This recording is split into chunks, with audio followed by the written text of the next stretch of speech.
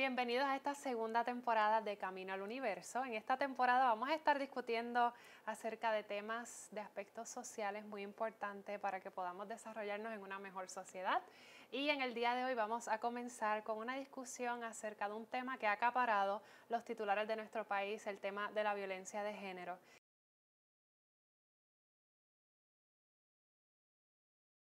Y hoy, para hablarnos sobre el tema de por qué la sociedad intenta justificar la violencia, me acompaña la estudiante de Derecho y creadora del grupo Consentimiento, Aliana Vigío. ¿Cómo estás, Aliana? Hola, Estefanía, súper bien, gracias por la invitación. Gracias por estar aquí, gracias por decir que sí a esta iniciativa. Hoy vamos a tratar de tener una discusión acerca de la violencia. Y quiero comenzar por la gran noticia que tenemos aquí en Puerto Rico. Ha habido una declaración del estado de emergencia, acoso de la violencia de género. ¿Qué va a ser diferente ahora que se ha decretado ese estado de emergencia, que quizás anteriormente las agencias encargadas de tratar ese tipo de casos de violencia de género no podían hacer antes? Bueno, pues yo creo que primeramente esta declaración se le debería acuñar directamente a la colectiva feminista en construcción, que estuvieron 2 años y 2 meses movilizando al pueblo entero y poniendo esto como en el ojo público y poniendo al gobernador de Puerto Rico en una posición de que tenía que atender estos asuntos. Así que yo creo que en la declaración del estado de emergencia básicamente el Estado reconoce que es responsabilidad de él, del Estado, del gobierno, asumir esto como una problemática social y movilizar todas sus agencias, todos sus recursos, como vimos en la orden ejecutiva, crear una aplicación, movilizar campañas educativas a través de distintos medios, con enlaces con entidades privadas. Así que yo creo que eso es bien importante, porque si el Estado no lo reconoce como su responsabilidad, pues cada cual hacer lo que pueda, y las organizaciones ya estaban que no daban abasto, organizaciones como Proyecto Matria, Paz para la Mujer. Así que yo creo que es un excelente paso, y nuevamente agradecida con las compañeras feministas que estuvieron en la calle sin cesar por 2 años y 2 meses. Aliane, cuando hablamos de violencia, yo entiendo que vivimos en una sociedad aquí en Puerto Rico en donde hemos aprendido a percibir la violencia como una estrategia de resolución de conflictos. No sé si piensas tú de la misma manera, pero si es el caso, ¿cuáles son los factores que tú entiendes han contribuido a que esto sea así y qué podemos hacer para cambiarlo? Pues yo creo que realmente no es una problemática única de Puerto Rico. Sí vivimos en un país violento, como nos recordaba la senadora Ana Irma Rivera Lacén hace unos días en el debate en la legislatura, y yo creo que debemos empezar por reconocer eso, ¿verdad? Hay distintos tipos de violencia, se manifiestan de distintas formas, nacen de distintas maneras, y es una problemática social. El problema, diría yo, pues que a través de un poco de nuestra cultura, de la música, se ha romantizado como si esa es la única manera. También está muy arraigado a lo que es la masculinidad. Vemos que a través de los medios y las percepciones de lo que es ser un hombre, pues el hombre es este macho que se para bien fuerte y te grita o tiene un conflicto físico contigo para resolver, que realmente no resuelve mucho. Así que yo creo que la violencia un poco, y la toxicidad y el no tratarnos como debemos y con la dignidad que merecemos todos, un poco se ha normalizado y se ha romantizado como así es que somos, y no se puede hacer más nada. Así que yo creo que para tratarlo, primero tenemos que hacer lo que nuevamente nos dijo la senadora hace poco, que lo dijo magistralmente: ponerle apellido a la violencia. Si hay violencia de género, si hay violencia contra los niños, si hay violencia contra los ancianos, identificarlas y movilizarnos para tratarlas, porque las personas no nacen violentas. Claro. La sociedad, como está ubicada, como está arreglada, la economía también juega un papel fundamental en la desesperación de las personas y en crear ambientes que lo que único se ve como la escapatoria es la violencia. La desvalorización de la víctima, ¿verdad? De la persona violentada, implica también que la víctima pues merece este abuso. Yo entiendo que en muchas ocasiones eso es lo que tenemos atrás cuando decimos, ok, vamos a justificar la violencia. ¿Qué me puedes comentar al respecto? Un poco ya, ¿verdad?, especificando lo que es la violencia de género y cuando hablamos de las mujeres como víctimas. Pues yo creo que realmente hemos, como sociedad, eso mismo que acabas de decir, creado justificaciones para entender cosas que a veces se hacen muy difíciles de entender porque son bien dolorosas. Entonces, ¿cómo entendemos el que un hombre asesinado a su pareja de años y la haya tirado por un barranco. ¿Cómo asimilamos eso como sociedad? Y históricamente, porque vivimos en una sociedad machista, porque las mujeres tienen ciertos roles y ciertas maneras que se deberían comportar para no ser castigadas, justificamos eso y entendemos como algo ella debe haber tenido que haber hecho para que eso ocurriera. Alguna ropa ella tiene que haberse puesto, en algún lugar no indicado ella debe haber estado, a una hora no prudente ella debe haber estado por ese espacio. Entonces buscamos justificaciones, pero ¿qué pasa cuando hacemos eso? No atendemos la raíz del problema. Claro. Dejamos intocable al feminicida, dejamos intocable a la sociedad machista que nos hace reproducir esas justificaciones y nuevamente dejamos abandonadas y desprotegidas a todas las mujeres que han muerto a manos de feminicidas y a todas las mujeres que hoy por hoy se encuentran en situaciones de violencia. ¿Qué opinas tú de esas personas, verdad, que dicen, pues, la mujer es esta propiedad y la violencia ocurre por eso? ¿Qué tienes que decir al respecto?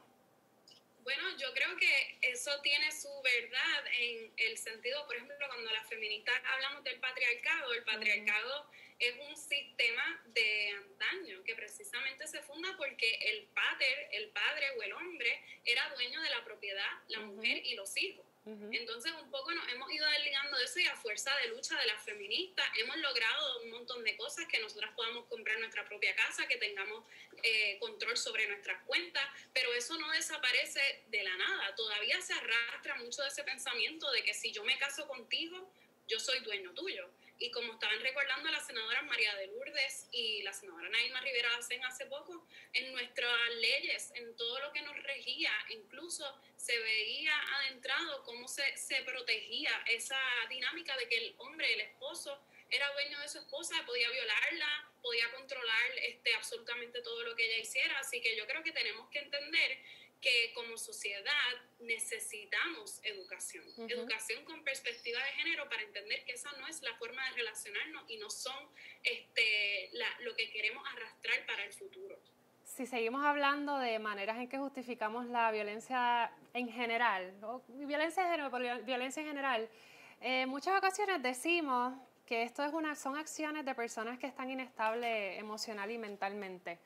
Y un poco para desviarnos, ¿verdad?, de lo que es la violencia de género, pues sabemos que hemos tenido casos recientes en donde se ha visto el abuso y la violencia en relaciones donde pudiéramos decir a una igualdad de clase social, una igualdad de género, una igualdad de educación.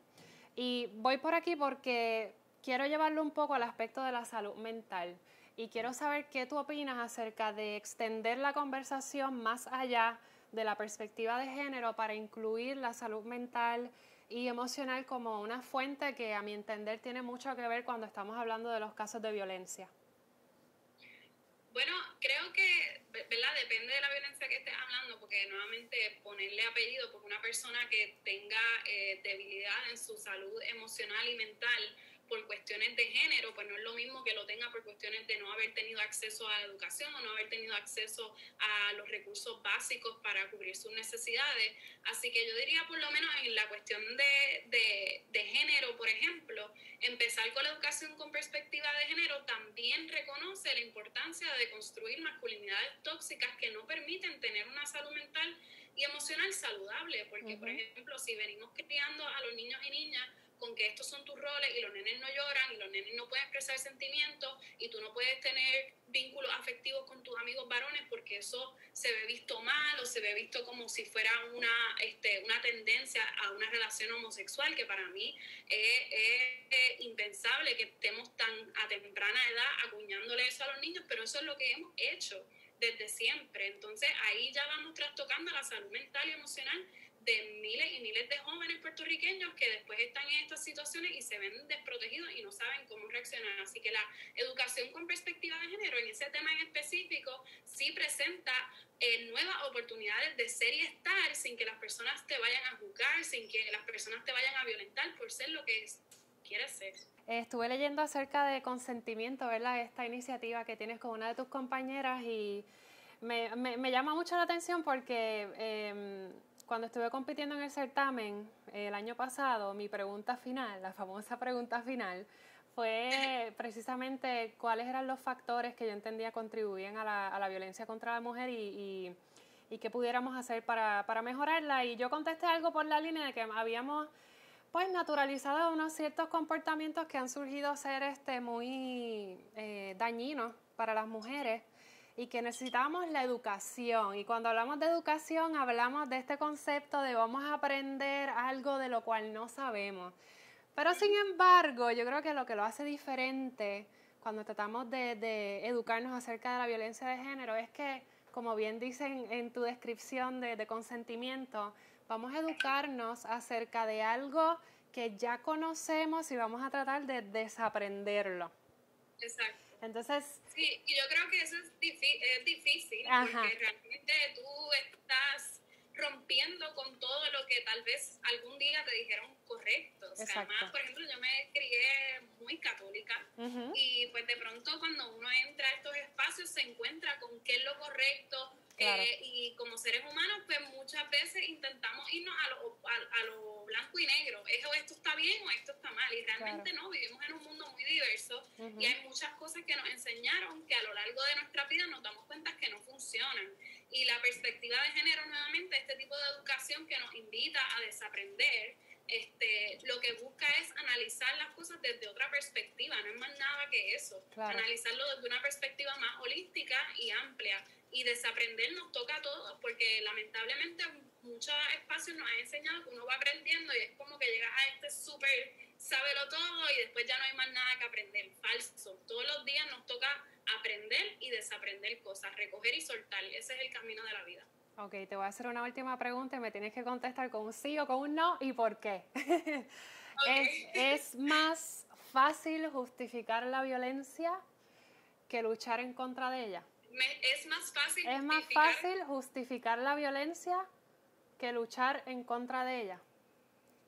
Claro, es más fácil porque no, cuando justificamos la violencia ni tan siquiera entramos a ver las complejidades y lo que ocurrió realmente, de dónde nace la violencia, cómo erradicarla, cómo tratar a las distintas personas sin privarles de su humanidad. Así que yo creo que es mucho más fácil buscar alguna justificación y seguir andando y entender como que no es problema tuyo, pero vivimos en una sociedad donde coexisten muchas diversidades de personas y no podemos seguir haciéndonos los indiferentes ni haciendo silencio, porque mientras eso pasa muchas personas mueren, viven en situaciones precarias y yo creo que como sociedad tenemos que empezar a dejar el individualismo a un lado y empezar a trabajar para erradicar la violencia. No tienes que hacer algo súper mega grande, no tienes que crear una organización, pero con empezar a tener conversaciones clave en la mesa de comer con tu familia, poder darle el caballito a las personas que estén haciendo comentarios violentos que puedan al final del día terminar en violencia física.